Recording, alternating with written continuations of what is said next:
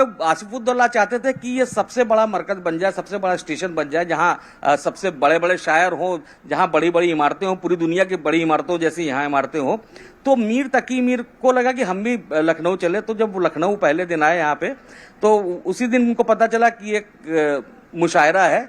तो मुशायरे में मीर तकी मीर गए, लेकिन अब मीर तकी मीर दिल्ली वाले थे, तो वो अपने दिल्ली के अंदाज में थे। वो एक कपड़ा पहने थे, वो पैरहन जैसे था, मतलब ऊपर से लेके बॉटम तक एक ही कपड़ा। जूते ऐसे थे कि नोक उठी हुई थी, वो कपड़े को छू रही थी। अंदर एक पैजामा था, वो दिख नहीं रहा था। एक बेल्ट बांधे थे, उसमें एक रुमाल फंसाए हुए थे। उसके साथ उन्होंने दाहिनी तरफ एक तलवार लटका रखी थी, बाईं तरफ खंजर था। और ऐसा आदमी शायर मंच पे पहुंचता है तो मंच में नीचे से हल्ला होता है कि कौन है, अपना परिचय दीजिए। तो जो शेर पढ़ने जा रहे थे मीर, उन्होंने नहीं पढ़ा। उन्होंने फिर उस पे कहा कि क्या बूदो पास पूछे हो पूरब के साकिनों। बूदो पास मतलब कि एड्रेस। क्या बूदो पास पूछे हो पूरब के साकिनों, हमको गरीब जान के हंस हंस पुकार के।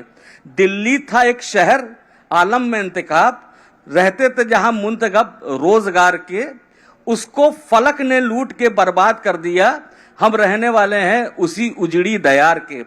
तो मीर यहाँ पे आए, लेकिन उनके संग बड़ा संकट ही रहा। पहली बार जब उनकी टिकायत राय ने फिक्स कराई मुलाकात नवाब के संग, तो जब वो नवाब से मिलने का, मीर जो है अपने थोड़ा मूडी स्वभाव के थे। नवाब उस समय मुर्गे लड़ा रहे थे, तो पहली मुलाकात ही उनकी खराब हो गई। खैर उसके बाद उनको तो पैसे की जरूरत थी, उनको फिर एक बढ़िया घर दिया आसिफुद्दौला ने, वजीफा फिक्स किया उनके लिए। अब वो जो आसिफुद्दौला शेर सुनने के लिए जब बुलाते थे मीर को, तो वो जब वो मछली मारने जाते थे तब वो बुलाते थे। और फिर उसके बाद एक जगह जो शीश महल है वहां पे आके मछलियों से खेलते थे। उनकी आसिफुद्दौला की मछली भी बड़ी वीआईपी टाइप की होती थी। उनकी जो है सोने की नथ पहनी हुई मछली होती थी उनकी। हाँ, ये क्या भला है? मतलब जो मछली डाली जाती थी उनको सोने की नथ पहनाई जाती थी, क्योंकि नवाब साहब की मछली है तो वो उसी में तैरती। तो वो डंडी से अपना खेलते रहते थे। एक बार मीर साहब शेर सुना रहे थे, और शेर सुनाते सुनाते तीन चार शेर हुए तो रुक गए। तो नवाब साहब ने कहा कि आप आगे सुनाइए। तो उन्होंने कहा हुजूर की तवज्जो मिले तो आगे सुनाए। तो कहे कि जब शेर में दम होगा तो तवज्जो भी दी जाएगी।